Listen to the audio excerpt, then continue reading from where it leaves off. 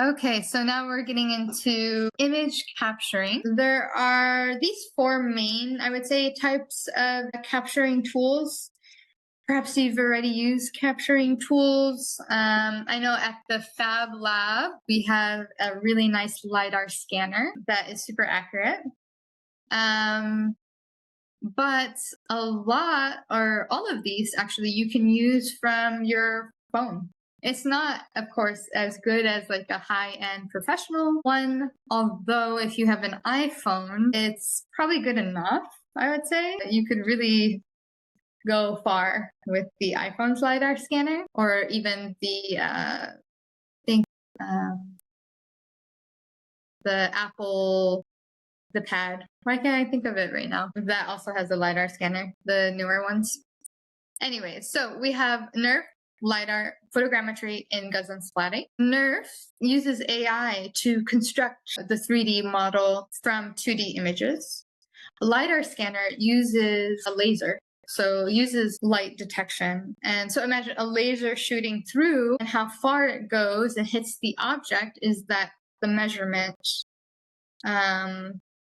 relative to the camera and the object, and it collects all of that data to create a model. So this is really good for a lot of things. It's used in architecture, urban planning, agriculture. I use it a lot for product design. I can scan in objects. I can have a whole library of objects on my phone, of things that I've scanned in, or there's often public databases of things that people scanned in that I can use and build really quickly from. And then photogrammetry is when photos are taken and then stitched together kind of like a quilt to create the 3D model and the textures. This is super accessible, very cheap. Any phone can do this. I will show you some tricks and how then you could even do a video this way and to stitch those shots in the video, right? You have a long video, which is a bunch of photos, takes those photos, stitches it together to create the 3D model. And then we have Gaussian splatting, which is point clouds. Super cool. I think this is the future and the past. It's one of the first forms of image capturing, but I think it's the future. So it's creating little points in a cloud, right? So this is super cool. From far away, it looks real, it looks identical. You zoom in space, right? You could do this in VR, or you could do it on your computer. You zoom in, and then there's just like these dots of color, kind of like pixels. But imagine the pixel is 3D spheres. So imagine, yeah, like hex codes. I think there's so much that could happen here. So instead of pixels or hex codes or whatever, we would have these little clouds. So when we generate with AI, we could create these point clouds really efficiently. We can zoom in and scale. We can move those point clouds to morph it. You can clean it up very easily. Anyways, these are all very cool. Photogrammetry, super accessible. LiDAR, if you have an iPhone, please use it and explore. Tomorrow during practice, I will explain like the main apps that you can use, free, how you can use them, what they're cool for, so on. So how you actually capture the image. So it's just taking, depending on the modality, you have one point of reference and you're either taking a photo or a laser or whatever. In this example, we're looking at nerves. Did I put nerves on here? Yeah, nerves. So you're just like going around the object, capturing as much data as possible so that AI can stitch it all together to create a model that you can then alter and edit and fabricate very quickly. Okay. So yeah, if you haven't done that, very interesting. Imagine you want to design a chair. The chair you're sitting on is really great, fits your body really well, but you want a different design, but you really like the shape.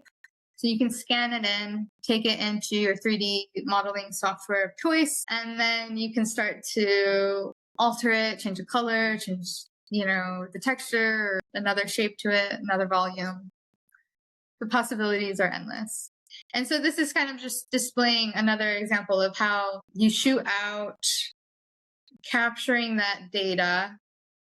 And from your point of reference, it's just a flat image for a nerve, for example, or photogrammetry. And yeah, but even if you took out this photo and you just looked at these points, it would be like Gaussian splatting because it's all of these points of information that it captured. I think this is interesting. This is kind of a stretch, but it reminds me a lot of the artificial neural network where you have the neurons and the synapses.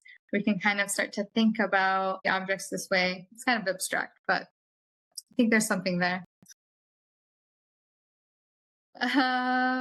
Let's see.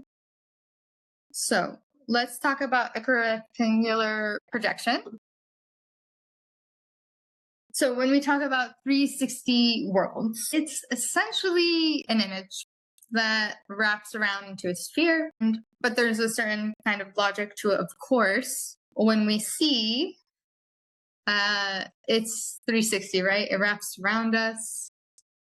You know, some distances are closer or further, right? There's a lot going on.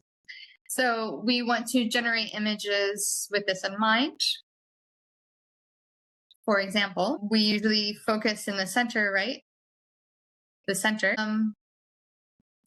But all the way on the left and all the way on the right should match. If I went all the way up and all the way down, should match, right? They should connect eventually. So the same thing goes. So like if I was just going to create an image, let's say you're going to create an image in Midjourney, you would need to make sure that the top and the bottom fit, which is kind of tricky. That's why we'll use other AIs to generate these 360 wraps. But you could generate the image and then take it into like Photoshop and start to edit the left and the right so that they do match. Easier with some scenes than others. Like imagine you just have sky on the left and the right. You just need to make sure the color matches and that the top and the bottom match. So a way to think about it, an example we all know is the world map. So like I was saying, some things kind of get distorted as they curve, right? So if we look at the equator, everything's pretty accurate to scale. It's kind of the flattest part, you know, it's the part closest to the viewer. And then things kind of start to morph as it goes out. And yeah, so you can kind of, I mean, we talk about 3D worlds. The world is a great example that we are all familiar with. All the way left and all the way right matches, top and bottom. You have the poles. But there's also a distortion that happens by projection. There are these different distortions. So if you just created an image, for example, if you just created an image in Midjourney, you did the photoshopping, but you didn't consider these projections, these distortions, then it would look weird. It would look off because it's not distorted. It would look distorted to our eye because it's not distorted. So if you put it in your VR headset and you viewed it, it would look strange and it would make you a little uncomfortable because, yeah, it's just a little too artificial. But there are ways around it. And I think there's a lot of room for a new app. Someone needs to make it of just generating these distortions as a filter layer that you put on top. Why I haven't found this yet. If anyone has found this, please let me know. But yeah, so the top and the bottom match. You have these distortions that meet up on the sides. You can see here in the center where the equator is a perfect circle. Actually, it's the only perfect circles. And the aspect ratio is 2:1. So if you were going to generate it in Midjourney, you would, use this AR 2:1. And this is, again, that filter on top so you can see what is left, what is right, up, down, and then the back. All the way left and all the way right is the back.